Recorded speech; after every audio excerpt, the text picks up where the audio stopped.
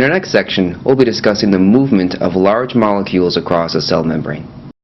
In this section, we'll talk about the movement of large molecules across membranes.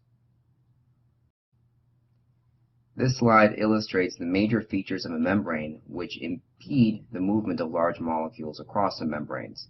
As shown here, the lipid bilayer will make difficulty for any polar molecule to cross this membrane, and large molecules have to find other ways of getting across these membranes.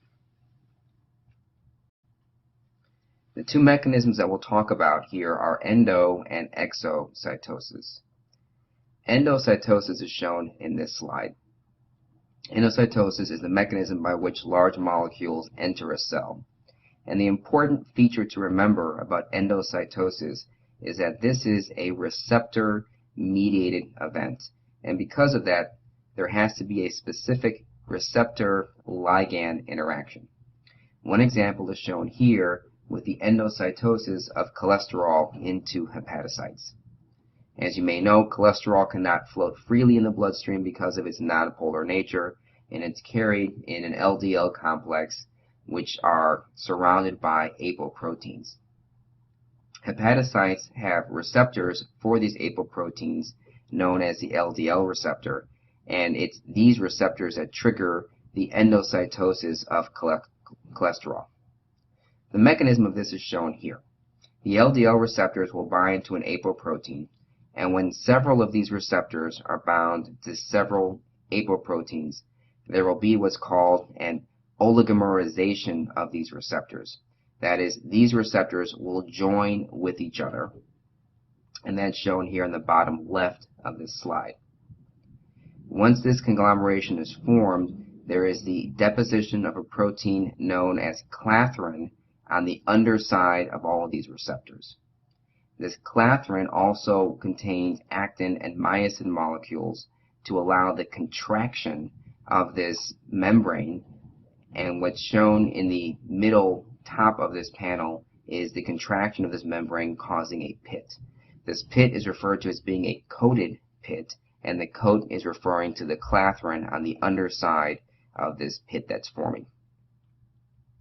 This pit continues to invaginate more and more, and ultimately the whole structure will pinch off and form its own vesicle. Ultimately, this vesicle will fuse with a lysosome inside the cell, and this will release the endocytosed particle. On the right, you see a series of electron micrographs illustrating this process as well.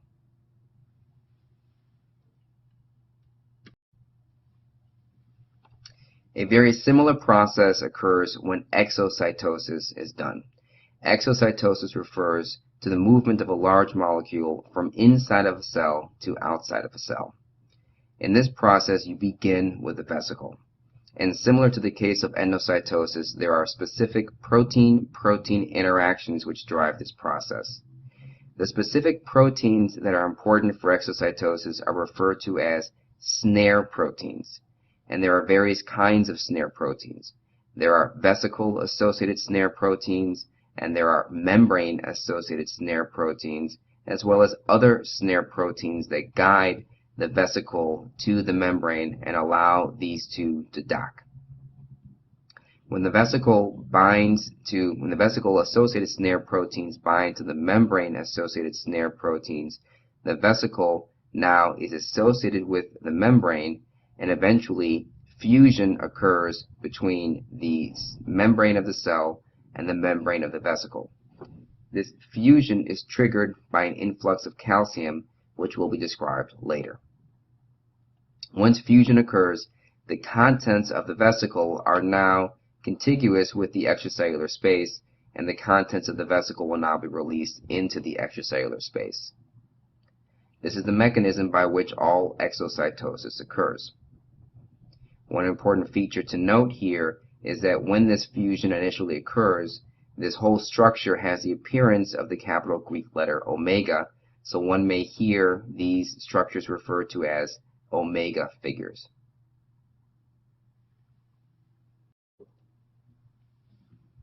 One clinical example of disordered endocytosis is familial hypercholesterolemia. In familial hypercholesterolemia, there is the absence or there are dysfunctional LDL receptors on hepatocytes.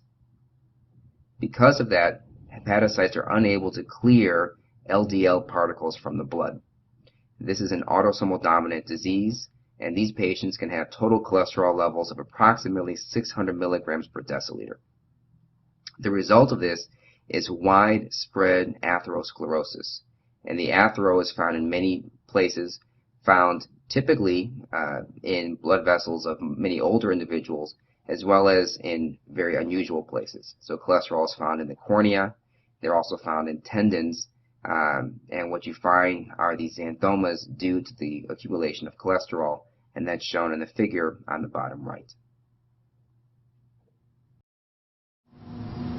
That concludes our discussion of the movement of large molecules across cell membranes.